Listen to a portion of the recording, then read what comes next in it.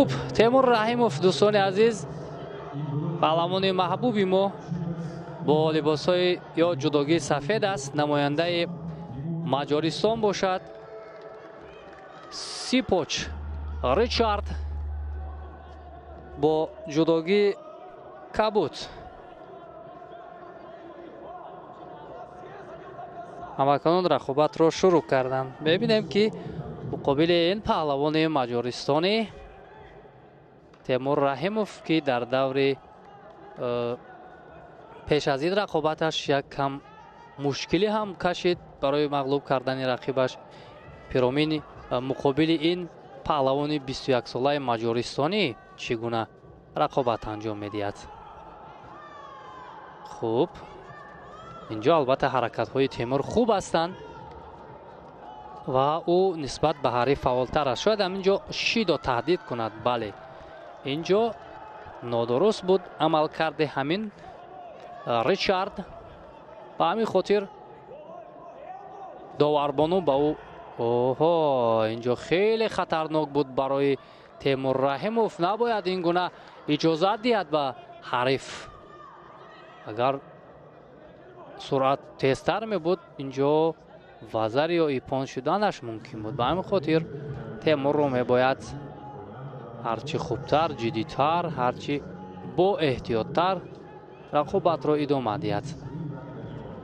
پهلوان 21 ساله مجارستانی گفتیم مقابل تیمور همکنون روی میدان آمده است. در مسابقه های مختلف البته تجربه دارد. 77 مرتبه روی همین گونه میدان های بزرگ برآمده است که از شماره پیروزی هایش که 29 عدد را تشکیل میدهند 17 مرتبه حریفان را با اصول ایپان شکست داده است.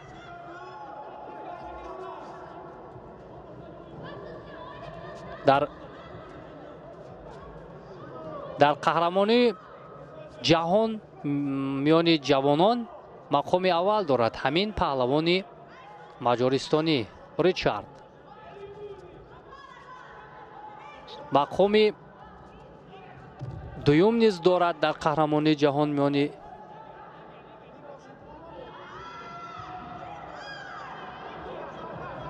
در قهرمانی اروپا و اینجا شیدو با تیمور داده می شود به خاطر کم فعالی. و گرم پری پرتغالیا که خود همین سال 28 ینور داری شده بود پهلوان مجارستانی مقام سیوم دارد. یعنی تیمور نیز با یک حریف اینجا نیروسنجی کرده ایستاده است که البته تجربه خوبتر هم دارد و از پهلوان ما 3 سال خردتر است. چون میدونیم که خوب باز اینجا به خاطر نادرست داشتن از آستین رقیب با تیمور رحیموف